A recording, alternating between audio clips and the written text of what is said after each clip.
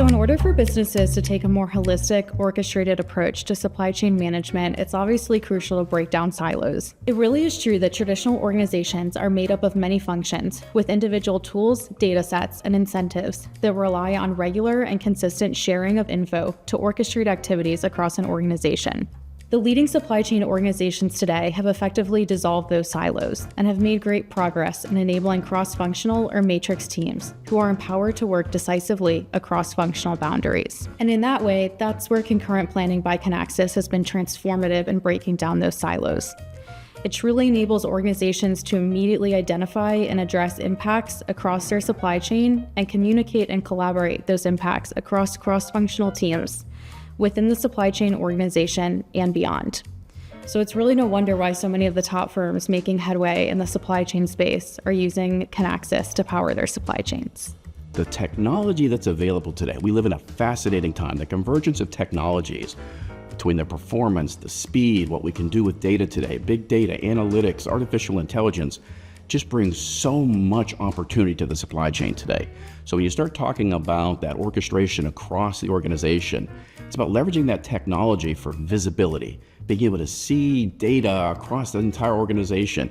It's about collaboration. It's about being able to communicate and reach your ecosystem, both your suppliers and your customers, and collaborate across that entire end-to-end platform. And the third point, again, just technology driven, and what's available today is the entire Internet of Things, and to be able to get real-time, near real-time data, that visibility to what's happening right now, and being able to respond and react in a rapid response capability.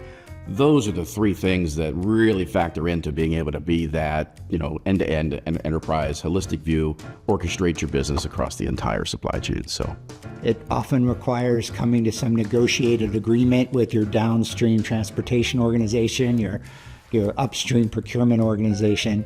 But I think really embracing kind of how do we want to define these processes globally? What are those standards? Where do we allow for some variation? I think that's the best way to get started, because I think when technology is done well, it's the process enabler, right, or the process enforcer.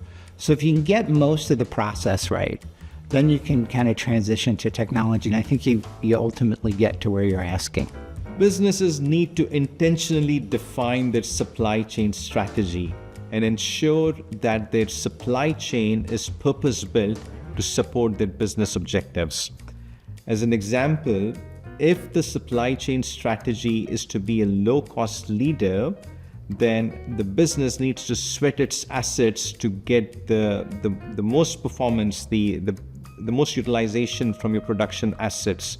Large batch sizes, minimum changeover cost, large production runs.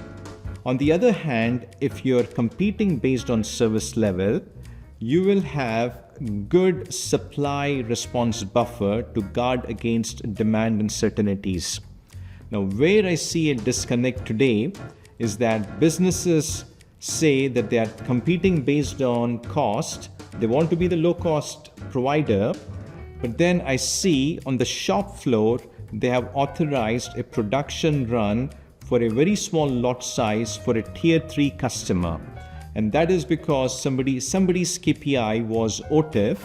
And in this scenario, as you can see, clearly the incentives are not aligned with the business objectives. So what businesses need is a holistic approach where, starting with the strategy to how the business rules are codified in a planning platform like Kinaxis, to how the incentives are aligned within the organization, they all have to be in sync, and that is what the businesses have to work on.